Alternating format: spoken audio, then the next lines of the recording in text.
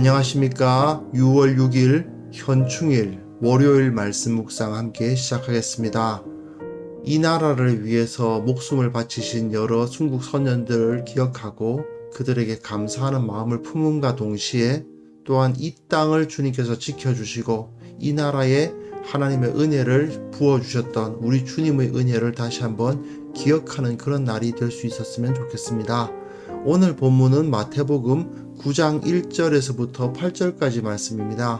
이 말씀을 통해서 우리가 진정으로 붙들어야 할 신앙의 본질이 무엇인지를 확인할 수 있을 것 같습니다.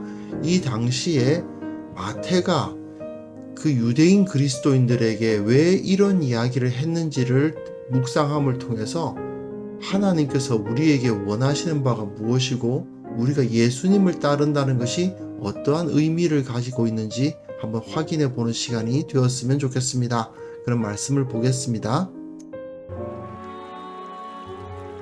예수께서 배에 오르사 건너가 본 동네에 이르시니 침상에 누운 중풍병자를 사람들이 데리고 오거늘 예수께서 그들의 믿음을 보시고 중풍병자에게 작은 자야 안심하라 내 죄 사함을 받았느니라. 어떤 서기관들이 속으로 이르되 이 사람이 신성을 모독하도다. 예수께서 그 생각을 아시고 이르시되 너희가 어찌하여 마음에 악한 생각을 하느냐. 내 죄 사함을 받았느니라 하는 말과 일어나 걸어가라 하는 말 중에 어느 것이 쉽겠느냐. 그러나 인자가 세상에서 죄를 사하는 권능이 있는 줄을 너희로 알게 하려 하노라. 하시고 중풍병자에게 말씀하시되 일어나 내 침상을 가지고 집으로 가라. 그가 일어나 집으로 돌아가거늘 무리가 보고 두려워하며 이런 권능을 사람에게 주신 하나님께 영광을 돌리니라. 네, 말씀 잘 보셨습니까? 지금 우리는 산상수훈을 다루고 난 다음에 이스라엘을 향한, 그러니까 유대인들을 대상으로 하였던 예수님의 사역에 대해서 살펴보고 있습니다. 그 가운데 예수님께서 중풍병자를 고치시는 이야기를 다루고 있어요. 마태복음은 유대인 출신 그리스도인들을 향해서 기록된 복음서라는 사실을 우리는 잊어서는 안 됩니다. 물론 모든 유대인 출신 그리스도인들이 다 그랬을 거라고 생각할 수는 없지만 그들 중에는 영적인 특권의식을 가지고 있는 사람들이 꽤 있었을 것입니다. 그런데 마태는 과연 유대인이 이방인들에 대해서 영적인 특권의식을 가질 자격이 있는가에 대해서 계속해서 질문을 던지거든요. 앞에서 예수님의 제자들, 당연히 유대인들이죠. 그들은 예수님께서 풍랑을 잔잔하게 하시는 것을 보고서도 이분이 누구신가 이러고 있단 말이죠. 그런데 정작 예수님이 하나님의 아들이시라는 사실을 누가 제일 잘 아느냐? 귀신들이 더 잘 알더라는 것입니다. 그런 모습을 보여주면서 과연 유대인이 영적인 우선권 또는 특권을 가지고 있다고 볼 수 있겠는가라는 것에 대한 질문을 던지고 있어요. 그리고 오늘 본문에서는 유대인들이 기존에 가지고 있었던 선입견, 상식 이런 것들을 깨뜨리면서 유대 그리스도인들이 기존에 자신들이 상식으로서 가지고 있었던 것들이 얼마나 그 기반이 허약한 것인가 이런 것을 보여주거든요. 그러면서 그리스도, 우리 주님을 따르는 것이 무엇을 의미하는지를 보여주고 있다고 생각할 수 있습니다. 오늘 본문 보시면요. 자, 지난 시간에 예수님께서 배로 가다라 지방으로 건너가셔서 거기서 귀신을 내쫓으셨죠. 이제 다시 배로 돌아오시는데 본 동네에 이르십니다. 본 동네가 어디일까요? 가버나움을 의미합니다. 예수님께서는 주로 가버나움을 그 활동 무대로 하셨죠. 그리고 오늘 본문에 이 중풍병자를 고치시는 이야기가 기록되어 있는데 마가복음 2장을 보시면 가버나움에서 그 일이 있었다고 기록되어 있습니다. 그런데 왜 본 동네라고 쓰셨을까요? 그 전에 가다라 지방, 이방인들의 동네죠. 이방인들의 동네가 아닌 유대인들이 모여있는 지역으로 다시 오셨다라는 말을 하고 있는 것입니다. 지금 예수님은 유대인들 사이에 계시다 이거죠. 그런데 마태는 여기에 그리고 보라라는 말을 하고 있어요. 한글 성경에는 역시 번역이 되어 있지 않습니다. 하지만 여기서 주목할 것을 요구하고 있는 거죠. 침상에 누운 중풍병자를 사람들이 데리고 왔다라고 되어 있습니다. 그런데 마가복음을 보시면 누가복음에도 마찬가지로 기록되어 있는데요. 그 예수님께서 계시던 집에 사람들이 너무 꽉 차가지고 이 중풍병자를 데리고 올 수가 없어서 지붕에 올라가서 지붕을 뜯고 위에서 내렸다는 이야기가 기록되어 있어요. 그런데 마태는 그런 거 다 생략해버립니다. 그리고 그들이 데리고 왔다는 것만 기록하고 예수님께서 그들의 믿음을 보셨다라는 말만 기록하고 있어요.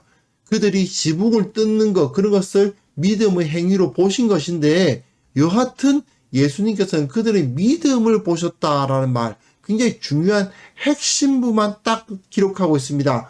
믿음, 그리고 죄사함.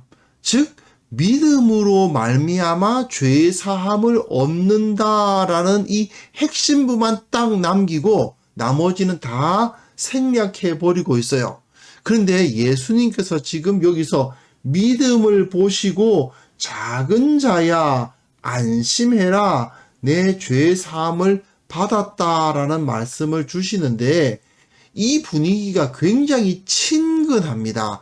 작은 자야라는 표현은 테크논, 아이야 이런 뜻인데 중풍병에 걸렸으면 나이가 그렇게 적지는 않았을 것 같은데 이 자체가 상당히 분위기가 어떤 엄숙한 분위기가 아니고 굉장히 친근하고 일상적인 분위기였다는 것을 알 수가 있습니다. 그런데 그런 자리에서 내 죄 사함을 받았느니라 이렇게 말씀을 주시거든요.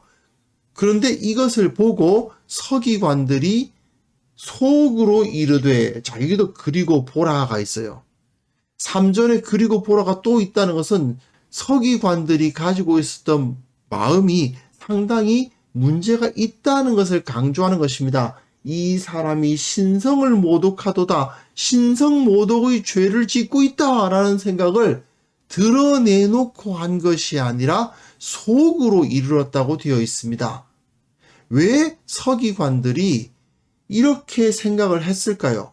사람은 죄를 사할 능력이 없기 때문이다. 이렇게 생각할 수도 있지만 사실 이 이유는 예수님이 제사장이 아니기 때문이고 그리고 그 장소가 성전이 아니었기 때문입니다. 죄 사함을 선포하는 것은 성전이죠. 성전에서 제사장이 이런 말을 했다면 아무도 이것에 대해서 잘못되었다고 생각하지 않을 것입니다. 그런데 지금 이 자리는 그냥 집이죠. 그냥 가버나움의 어떤 특별한 자리가 아닌 일상적인 자리입니다. 그 자리에 사람을 데리고 왔습니다. 그 이전에는 서기관과 예수님이 사이가 나쁠 이유가 없었어요. 그런데 이 사건 때문에 서기관과 예수님이 사이가 벌어지는 것입니다. 죄 사함이라는 것은 믿음에 근거하는 것이 아니고 제사에 근거한다고 생각했던 사람들이 바로 서기관이죠. 유대인들은 죄 사함을 받으려면 제물을 바쳐야지 라고 생각을 했을 것입니다. 그리고 하나님의 죄 사함을 선포할 수 있는 권한을 가진 사람은 누구입니까? 제사장밖에 없죠. 제사장이 아닌 자가 감히 죄 사함을 선포할 권리가 어디가 있겠는가? 당연히 죄 사함을 받았느니라 이런 선언을 하려면 그냥 이런 집에서 할 것이 아니라 제물의 피가 낭자한 그곳에서 아주 두려운 분위기 가운데 엄숙하게 선포되어야 될 것이 바로 죄 사함인데 이런 데서 그냥 믿음을 가지고 있다고 네 죄 사함을 받았다 이런 말을 한다는 것은 있을 수 없는 일이라고 서기관들은 느꼈던 것입니다. 그런데 여기서 서기관들은 속으로 이루고 있어요. 드러내놓고 지금 예수님을 비난하고 있는 거 아닙니다. 그런데 예수님께서 그 생각을 아시고 이르시되 너희가 어찌하여 마음에 악한 생각을 하느냐. 이들의 생각을 마가복음이나 누가복음에서는 악하다고까지 표현하지는 않았습니다. 마태가 이런 생각 자체가 악하다고 규정하고 있는 거예요. 마가복음이나 누가복음은 이들은 충분히 그런 생각을 할 만했다라는 것을 인정합니다. 그런데 정작 유대인들을 대상으로 기록하고 있는 이 마태는 이런 생각이 악하다라고 강력하게 질타하고 있어요. 왜 그렇습니까?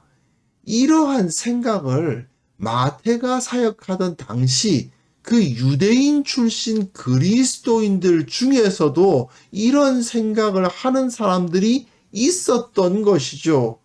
특히 바울의 대적이었던 거짓 교사들 중에는 이런 생각을 하는 사람들이 상당히 많았던 것을 알 수 있습니다. 성전에 가서 제사를 드려야만 한다. 율법을 지켜야만 한다. 할례를 받아야만 된다.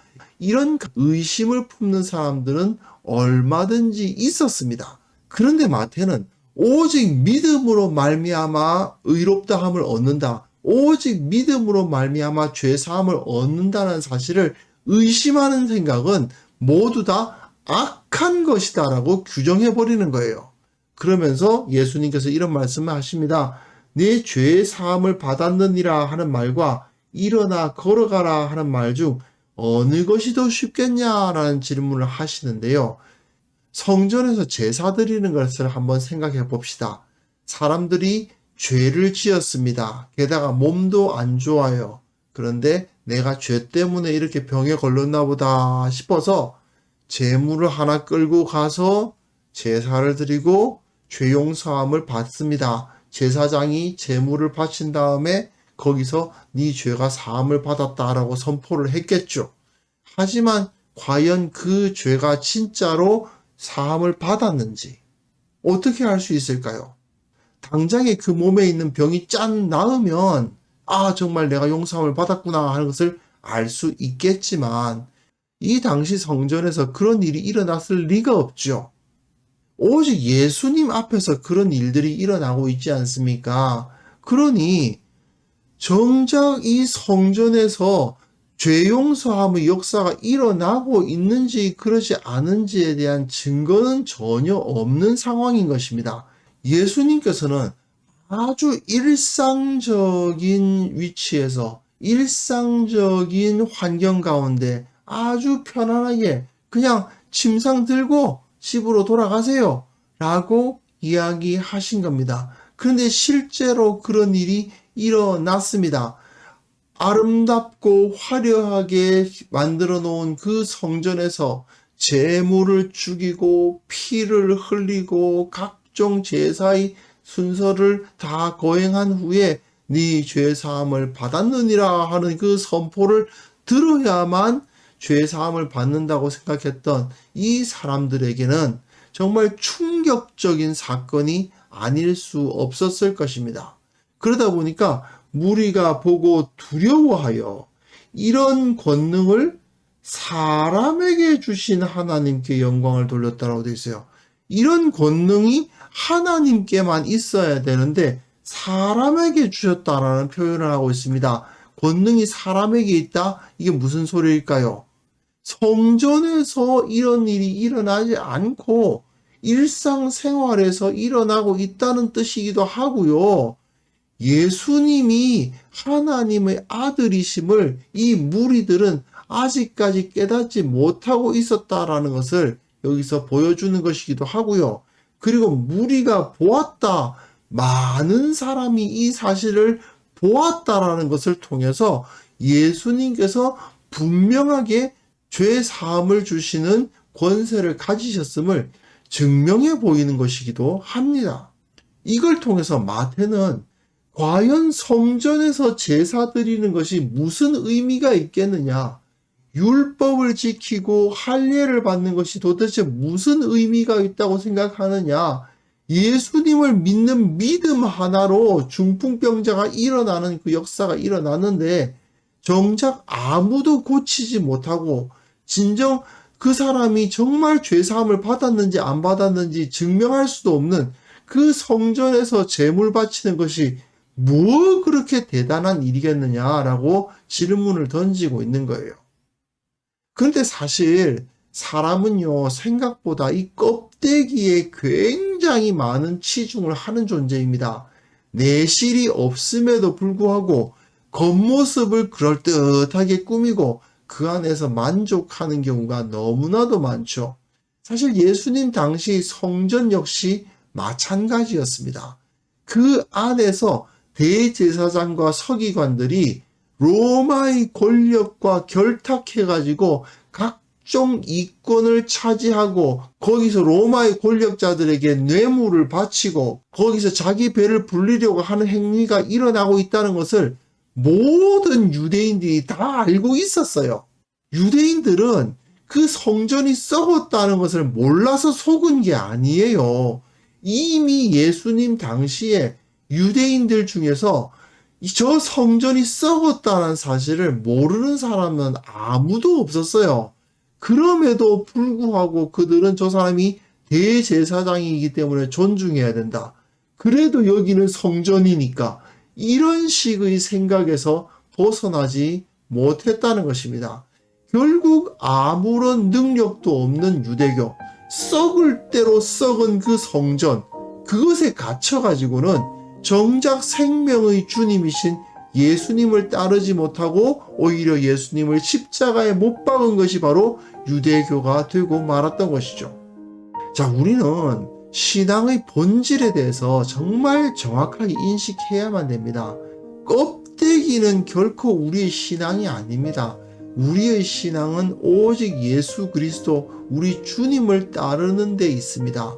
그런데 아직까지도 우리 신앙 가운데 교회의 건물, 교회의 조직, 직분 또는 여러 가지 내가 이런 봉사를 하고 저런 봉사를 하고 하는 그 외형적인 것들, 그런 것들의 마음에 빼앗겨서 우리의 본질이 흔들리는 경우가 얼마나 많은지 모릅니다. 우리는 그래서 오늘 이 본문을 통해서 신앙의 본질을 정말 다시 한번 되새길 수 있었으면 좋겠습니다. 우리의 신앙의 본질은 오직 예수 그리스도께 있고 그분을 믿는 믿음 위에 세워져 있습니다. 그렇지 않고 다른 것들에 의해서 내 신앙이 왔다 갔다 하고 있는 것은 아닌지 정말 깊이 반성해 볼 수 있었으면 좋겠고요. 우리 교회가 오직 예수 그리스도, 우리 주님만을 따르고 진리에서 벗어나지 않는 공동체가 될 수 있도록 함께 기도했으면 좋겠습니다. 기도하겠습니다.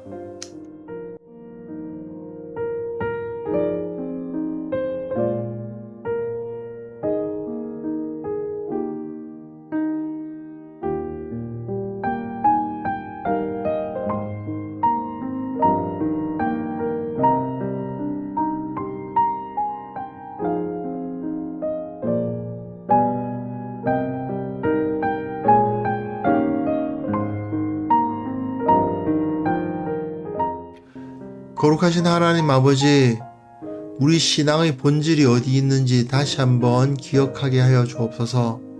예수님을 닮고 예수님을 따르는 것이 신앙이라는 사실을 절대 잊지 않도록 도와주시고 나는 오직 예수님을 닮겠다, 그 결단을 하는 우리 모두가 되기를 원합니다.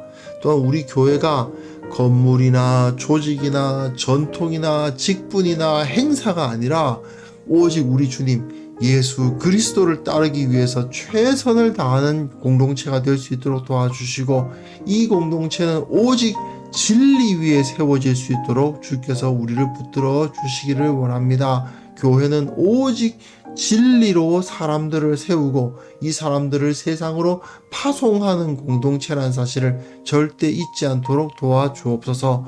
주님, 또한 한국 교회를 위해서 기도합니다. 신앙의 본질 위에 바로 설 수 있도록 도와주시고 이 세상에 예수 그리스도 영광을 온전히 바르게 전하는 거룩한 공동체가 될 수 있도록 주님께서 이 교회를, 한국 교회의 모든 성도들을 지켜 보호하여 주옵소서. 아버지 하나님, 새롭게 한 주가 시작되고 또 오늘 하루가 시작됩니다. 주님의 사랑과 은혜로 오늘도, 이번 한 주도 승리할 수 있도록 도와주옵소서. 진리를 붙들게 하여 주옵소서. 이 세상 가운데 오직 하나님의 진리 하나만 붙들고 살아가는, 그것을 통해서 주님의 살아계심과 능력을 드러낼 수 있는 그러한 오늘 하루의 삶이 될 수 있도록 주께서 우리를 붙들어 주옵소서. 주님께 영광을 돌리오며 예수 그리스도의 이름으로 기도합니다. 아멘.